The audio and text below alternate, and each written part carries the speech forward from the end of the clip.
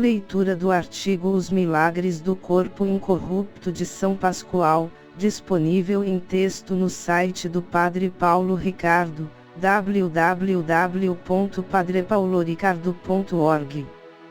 Ele foi para o céu, mas o seu corpo ficou e Deus realizou inúmeros milagres através de suas relíquias. Artigo de autoria de João Carroll Cruz. Tradução, Equipe Cristo New Praeponere.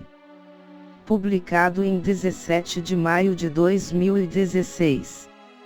Nascido em Torre Hermosa, no então Reino de Aragão, de uma humilde família de agricultores, Pascoal trabalhou como pastor de ovelhas dos 7 aos 24 anos. Conta-se que ele recebeu uma visão de São Francisco e de Santa Clara ordenando a ele que entrasse para a ordem franciscana. Em uma data futura, ele acabou sendo admitido ao mosteiro dos franciscanos alcantarinos de Montefort. Como irmão religioso, ele serviu em várias funções nos mosteiros da ordem, mas sua atividade predileta era cuidar dos pobres e doentes, pelos quais ele frequentemente derramava lágrimas de compaixão e realizava milagres de cura. A devoção à Santa Eucaristia era o tema dominante de sua vida. Seu primeiro biógrafo, Padre João Ximenes, que era amigo pessoal do santo, registra que Pascoal passava todo o seu tempo livre diante do tabernáculo, ajoelhado no próprio assoalho, com as mãos apertadas e firmes acima do rosto. Ele também conta que o santo se deleitava em servir a várias missas sucessivas e que várias vezes passava a noite em oração diante do sacrário. Durante uma viagem à França em missão, ele foi chamado várias vezes para defender sua fé na Santa Eucaristia. Para um frade, usar o hábito durante aquele tempo de guerras religiosas era um convite ao desastre, e ele foi muitas vezes preso, interrogado e maltratado pelos calvinistas hugonotes. Em uma das cidades, ele chegou a ser apedrejado e sofreu um ferimento no ombro que o afligiu pelo resto da vida. Por uma coincidência, o exato momento da partida desse santo homem para o céu coincidiu com o de sua entrada no mundo. Ele tinha 52 anos naquele dia, domingo de Pentecostes, ao amanhecer de 15 de maio de 1592. Devido à grande quantidade de pessoas que desejava ver os restos mortais, o seu corpo foi transportado da humilde cela em que ele morreu para uma das capelas na igreja de Nossa Senhora do Rosário. Os fiéis que passavam em fila pelo caixão ficavam impressionados com a irradiação celeste de seu semblante e com o líquido perfumado que se acumulava em sua testa desde o momento de sua morte. Durante os 3 dias de exposição, o óleo milagroso que destilava dos membros do santo fluía copiosa e continuamente. Conta-se que foram necessários guardas armados para controlar as pessoas, muitas das quais foram autorizadas a coletar o dito líquido em pequenos tecidos, que depois curaram várias doenças até então sem esperança de cura. Também se conta que muitos dos que participaram do velório puderam testar a flexibilidade do corpo e abrir as pálpebras para ver os seus olhos, que eram de um brilho e de uma claridade incomuns. Dos grandes prodígios e milagres que aconteceram em todos os cantos, talvez o incidente mais extraordinário que ocorreu durante esse período solene foi a miraculosa abertura dos olhos do corpo, um milagre visto por muitas das pessoas que lotaram a igreja. Eleonora Jorda Y. Miedes, uma testemunha ocular desse fato, que até então sentia repulsa por cadáveres, relatou em seu testemunho: dirigi-me ao irmão Pascoal como se ele estivesse vivo, beijei as suas mãos e seus pés e vi as milagrosas gotas de suor em sua fronte. No fim, estava me sentindo tão bem ao lado daquele santo homem que, a fim de permanecer o maior tempo possível com a sua bendita companhia, resolvi não deixar a capela antes do fim da missa solene. Devo confessar, para minha vergonha, que dava mais atenção ao que estava acontecendo ao redor do santo homem que à celebração do santo sacrifício. Quando o vi abrindo os olhos no momento da elevação da hóstia, fiquei tão estarrecida que soltei um grito. Mamãe, mamãe! Exclamei para minha mãe, que tinha vindo comigo. Veja, veja! Irmão Pascoal está com os olhos abertos. Ela olhou e também viu os olhos do santo abertos. Todos os que fomos testemunhas desse milagre tínhamos em mente uma só coisa, que, com aquilo, nosso Senhor queria recompensar a extraordinária devoção de Pascoal à Santa Eucaristia, dando a ele uma vida nova, a fim de que, mesmo do outro lado do túmulo, ele ainda tivesse a consolação de adorar Jesus no Santíssimo Sacramento do altar.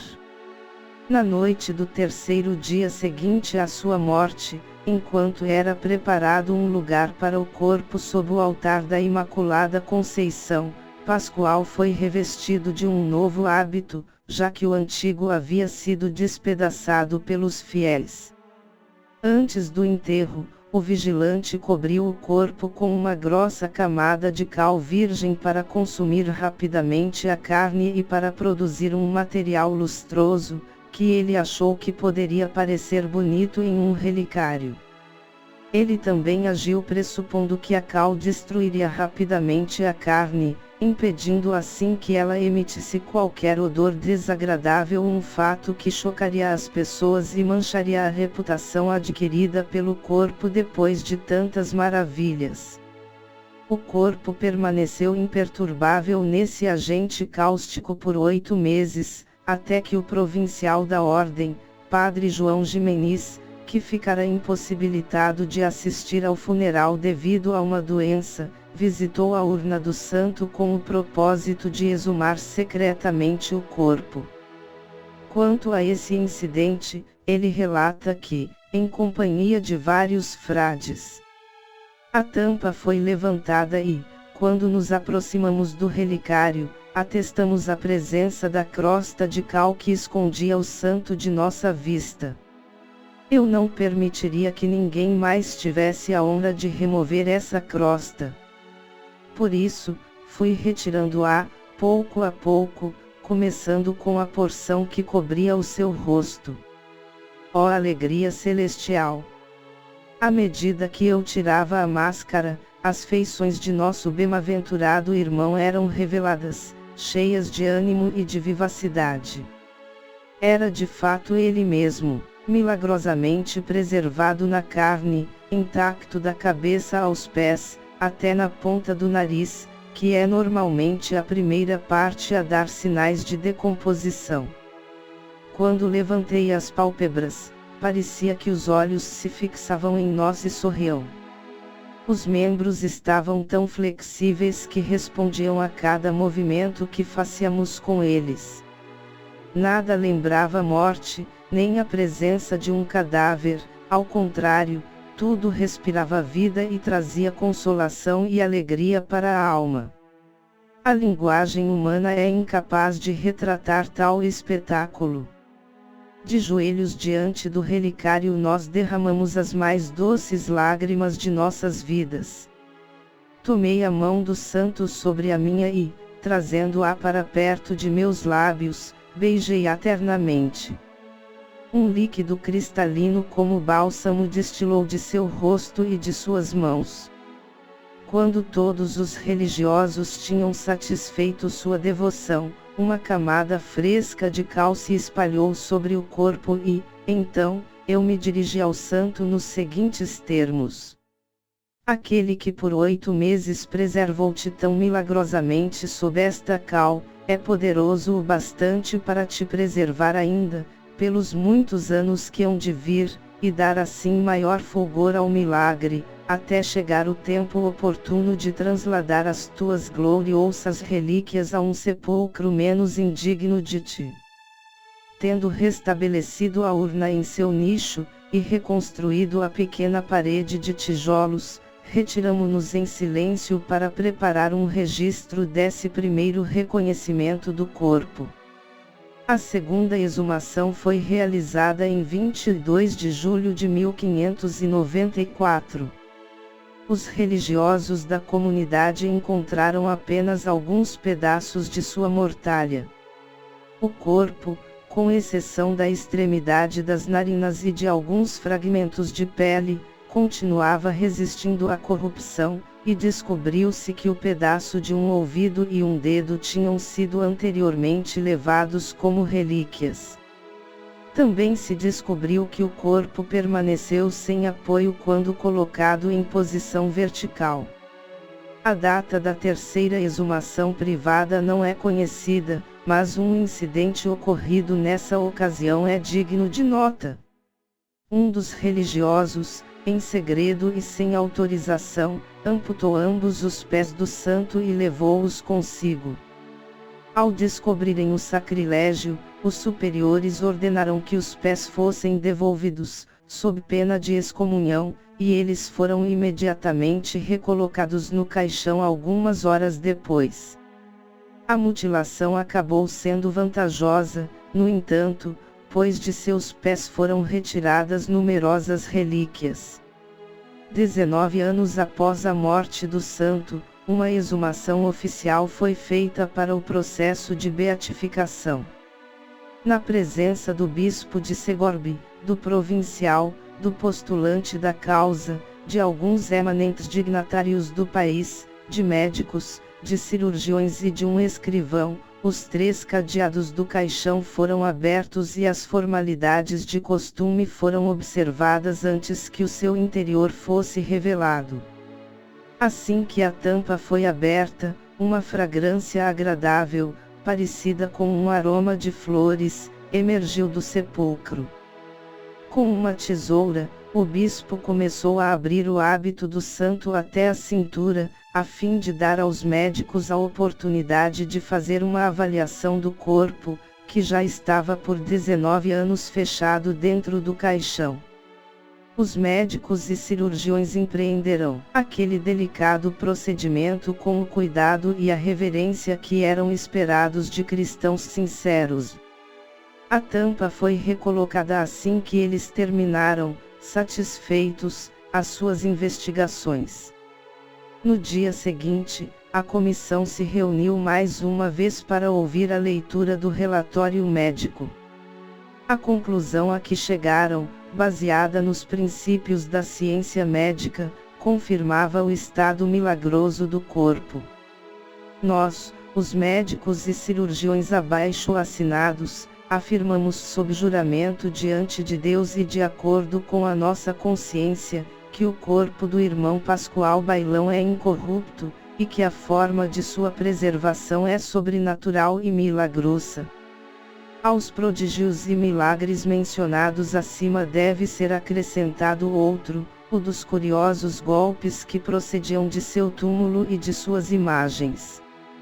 As batidas eram interpretadas instintivamente de acordo com a sua intensidade e frequência, e eram normalmente aceitas como um aviso amigável. É desnecessário dizer que os barulhos incomuns instilavam nos corações dos agraciados uma intensa alegria religiosa e uma grande consciência da presença do santo. Os estranhos barulhos foram escutados pela primeira vez quando um filho espiritual do santo, Antônio Pascal, começou a usar em seu pescoço um relicário contendo um pequeno fragmento de osso tirado de um dos seus pés. Primeiro, o menino sentia leves toques em seu peito, como se as relíquias estivessem vivas, e essas vibrações foram se tornando habituais. A quem quer que desconfiasse do milagre, era só o menino tirar o relicário e dizer devotamente: "Adorado seja o Santíssimo Sacramento do altar", e as batidas imediatamente se faziam ouvir. A devoção ao Santíssimo Sacramento que Pascoal Bailão exibia tão devotamente durante a sua vida refletiu nos fenômenos e milagres realizados por ele depois de sua morte, os quais contribuíram em grande medida para um avivamento da fé e um aumento da devoção nos corações de muitos. Portanto, nada seria mais apropriado que Pascoal Bailão, canonizado em 1690, fosse declarado pelo Papa Leão XIII em 1897 padroeiro dos congressos eucarísticos e de todas as organizações dedicadas ao aumento do amor e da devoção à Santa Eucaristia. O link para o artigo original em texto e mais informações encontram-se na descrição deste vídeo. Obrigada.